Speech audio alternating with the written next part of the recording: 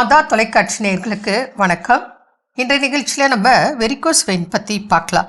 இது வர்றதுக்கு என்ன காரணம், அதை எப்படி சரி பண்ண முடியும், என்ன கடைப்பிடிக்கணும், அதுக்கு ட்ரீட்மெண்ட் இருக்கா, மெடிசன்ஸ் இருக்கா, அந்த நோயாளிகள் எதெல்லாம் ஃபாலோ பண்ணணும் அப்படிங்கிறத பற்றி பார்க்கலாம். ஏன்னா ஃபஸ்ட்டு பாதிப்பு வந்துடுது, அதுக்கு வர காரணம் என்ன, அதை அவங்க முதல்ல புரிஞ்சுக்கணும். இப்போ வெரிகோஸ் வெயின் அப்படின்னு பார்க்கும்போது முக்கியமாக நம்ம அதிக நேரமாக ஒரே இடத்துல நிற்கிறது லாங் டைம் ஸ்டாண்டிங், அதுதான் முக்கியமான காரணம். ஒரே இடத்துல ரொம்ப நேரமாக நின்றுட்டு இருக்கும்போது அந்த காலுக்கான ரத்த ஓட்டம் சீராக இருக்காது.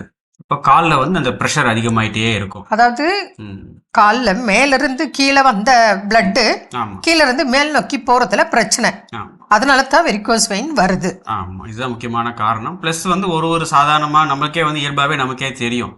இப்போ ஒரு 10 நிமிஷம் அப்படி வாக்கிங் போக சொன்னால் நம்ம ஜாலியாக போயிட்டு வந்துடுவோம், நமக்கு பிரச்சனையாக இருக்குது. ஏன்னா நம்ம நடக்கும்போது அந்த காஃப் மசில்ன்றது அந்த சுருங்கி விரிஞ்சிட்டே இருக்கும். அதுவே ஒரு பம்பு மாதிரி வேலை செய்யும். அப்போ கீழே போடுறதுக்கு அது மேலே தள்ளி விடும். அப்போ நமக்கு நடக்கும்போது எந்த ஒரு கஷ்டமும் இருக்காது. ஒரு 10 நிமிஷம் 20 நிமிஷம் வாக்கிங் போகிறது நமக்கு எந்த கஷ்டமும் தெரியாது. அதே அட்டென்ஷன் பொசிஷனில் நேராக நில்லுங்க ஒரு 10 நிமிஷம் அப்படின்னா நமக்கே நிற்க முடியாது. ஒரு 30 செகண்ட் நிற்போம். உடனே என்ன, நாமளே ஒரு கால் மாற்றி ஊனி நிற்போம். அது நிற்கும் போது என்ன ஆகுதுன்னு பார்த்தீங்கன்னா, நம்ம அந்த ரத்த ஓட்டத்துக்காக உடம்பா நம்மளை அப்படி செய்ய வைக்குது, தோண்ட வைக்குது. ஒரு மாதிரி வலி ஏற்படும், ஒரு மாதிரி அன்கம்ஃபர்டபுளாக இருக்கும். அப்போ நாமளே காலை மாறி நிற்போம். ஊனி நிற்கும் போது திரும்ப அந்த காஃப் மசில் சுருங்கி விரியும். அப்போ திரும்ப ரத்தத்தை மேலே தள்ளி விடும். ரத்தம் அந்த இடத்துல நிற்க என்ன ஆகும்னா அப்படியே ஒரு மாதிரி மறுத்து போகிற மாதிரி ஃபீலிங் வரும். இதுதான் இயல்பாக நடக்கக்கூடியது. பட் சில பேருக்கு அவங்களுடைய வேலை காரணமாக, ப்ளஸ் அதே போல் இப்போ பெண்கள், வீட்டில் இருக்கக்கூடிய பெண்கள் சமையல் செய்வாங்க ரொம்ப நேரம். நிறைய பெண்கள் நானும் பார்க்குறேன், சமையல் தாங்க பண்ணுறேன் நின்றுட்டு இருக்கேன் வந்துருச்சுங்கிறாங்க. இதே அந்த காலத்து பெண்கள் கூட இதை விட அதிகம் கூட இருக்காங்க, வேலை செய்கிறாங்க. ஆனால் அவங்களுக்கெல்லாம் இல்லை.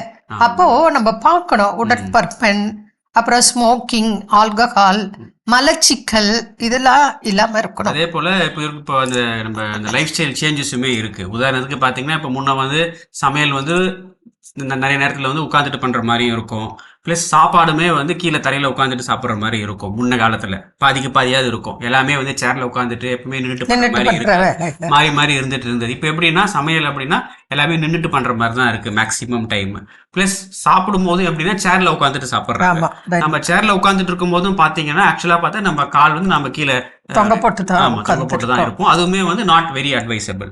ஸோ அதனால அப்போ என்ன பண்ணலாம் அப்படின்ற போது, சரி சமையல் வேற வழி இல்லை, நின்று தான் செஞ்சாலும் இப்போ இருக்கக்கூடிய கண்டிஷனுக்கு. பட் அப்போ அட்லீஸ்ட் சாப்பிடும் போதாவது காலை மடக்கி வைக்கிறது. சேர்ல உட்காந்துட்டு இருக்காங்கனாலுமே காலை மடக்கி வைக்கலாம், இல்லை காலை நீட்டி உட்காரலாம், இல்லை கீழே தரையில உட்காந்து சாப்பிடலாம். அந்த பொசிஷன் மாத்திட்டே இருக்கும்போது அந்த ரத்த ஓட்டம் அவங்க சீராக இருக்கும். இது ஒரு நாள் 2 நாள் நிற்கிறதுனால வரக்கூடிய பிரச்சனை இல்லை. மாத கணக்கில், வருஷ கணக்கில் தொடர்ந்து நிற்கிறதுனால அந்த ப்ரெஷர் வெயின்ஸுக்கு ஜாஸ்தி ஆகி அப்படியே அது வெரிகோஸ் வெயினாக. யாரெல்லாம் அதிக நேரம் நிற்கக்கூடிய வேலைகளை பார்க்குறாங்களோ அத்தனை பேருக்கும் வருது. அது டீச்சர்ஸாக இருக்கலாம், டாக்டராக இருக்கலாம், ஆப்ரேஷன் தியேட்டர்லாம் போனால் பல மணி நேரம் ஒர்க் பண்ண வேண்டியதா இருக்கு. போலீஸ் இருக்கலாம், டீச்சிங் சைடில் உள்ளவங்களும் இருக்கலாம்.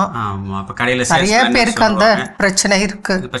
இது ஆரம்பத்தில் எப்படி வரும்னு பார்த்தீங்கன்னா, பொதுவாக அந்த காலில் அந்த பச்சை நரம்பு மாதிரி கொஞ்சம் தெரியும் மைல்டா.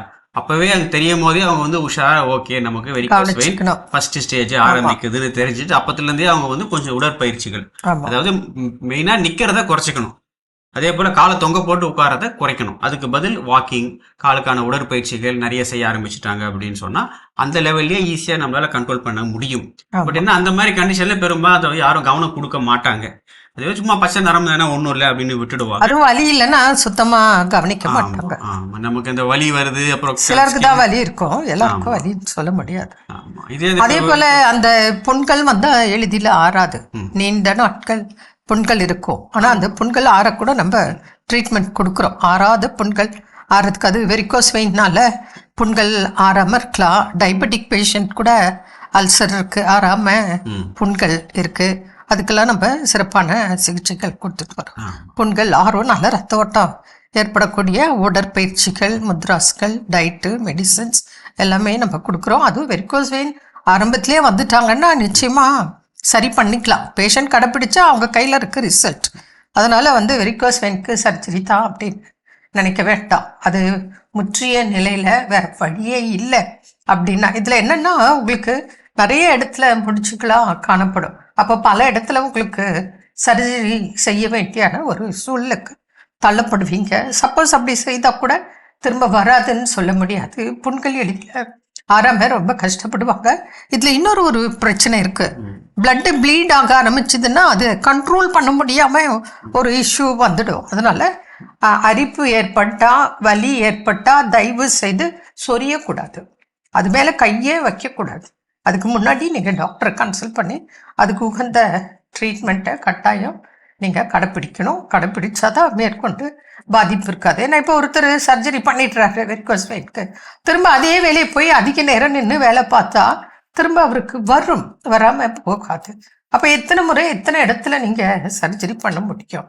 அதனால் முடிந்த அளவு சர்ஜரி இல்லாமல் பார்த்துக்கணும். வர்றதையே முதல்ல நம்ம தடுக்கணும். அப்போ அதுக்கு நம்ம சில பயிற்சிகள் இருக்குது, அதை கட்டாயம் செய்யணும். ஆரம்ப நிலையிலேயே செய்தால் பெரிதாக பாதிப்பு வராமல் பாதுகாக்கக்கூடிய ட்ரீட்மெண்ட் சிகிச்சை முறைகள் இருக்குது, அதை கடைப்பிடிக்கலாம். மீண்டும் நாளை சந்திப்போம். நன்றி. அன்னை மரியே வாழ்க.